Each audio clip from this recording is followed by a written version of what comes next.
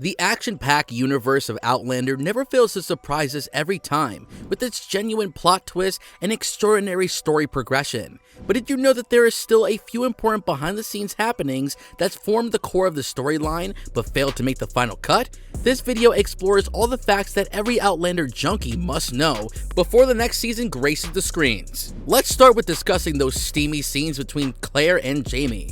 Remember that particularly intimate scene after the wedding? It took 5 whole days of filming. The producers wanted to get it just right without making the two uncomfortable, so they talked the whole thing through multiple times and even made necessary tweaks on bits the cast were uncomfortable with. Not only that, when filming such scenes, the Outlander set turns into a private bubble with the bare minimum of crew involving only the actors, camera operators, and nobody else. Just so things don't get awkward while filming, the cast made up secret code words that they could whisper in each other's ears. One of them was a dolphin, referring to a particularly weird intimate position Jamie had to be in for the scene to work. Sophie and Richard had a bunch of tricks up their sleeve to lighten each other's mood. One was to say the phrase, "cook boiled ham," which made the cast cackle every time without fail. Do the delicious casseroles and desserts make your mouth water whenever you're watching shows? Well, you'd be surprised to find out that they're all fake.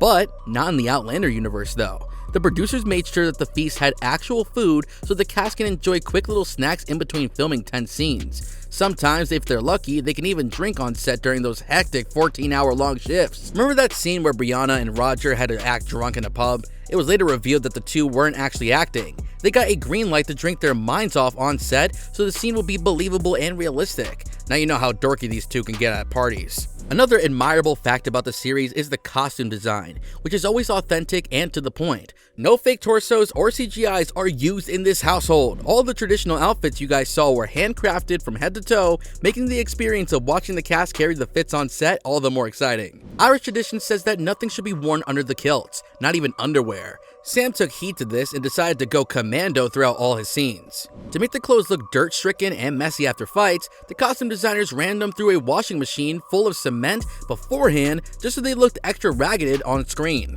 Rumors have it that the Outlander cast films the scenes exactly where the plot describes, but that's not actually true. The majority of the episodes have been filmed in Scotland. The landscapes are so vast that the set designers can make them look like another country in a matter of minutes.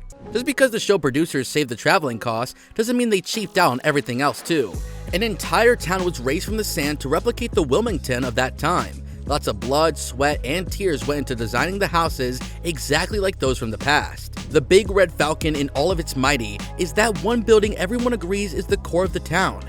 The palace even has dedicated billiard rooms with actual tables and cues so the cast can play during their time off. Jamie and Claire's wedding was a major event in the show, and so it was filmed not once, but twice. The reason, you might ask? Well, the show producers realized that a wedding of such caliber required a bigger setup and more romantic scenery, both of which were lacking the first time around. The red coats the British department was seen wearing were customized since the producers wanted the color to stand out amongst the blunt scenery. There's hardly a chance you'll end up finding an identical piece of clothing anywhere else. Jamie's godfather has a much longer life in the show as compared to the books. The reason why the producers thought that killing him could have held off for longer was that fans had grown to love his character a little too much. Another reason why he was kept alive was to give Claire and Jamie the emotional support they very much needed. Sam's survival kit doesn't have a sleeping bag or a giant bottle of water as you'd expect. It has the unlimited supply of coffee and the actor's favorite protein bars to keep him up to speed during long filming hours. And with that, we have reached the end of the video. Make sure to catch us in the next one. Until then, take care. Goodbye.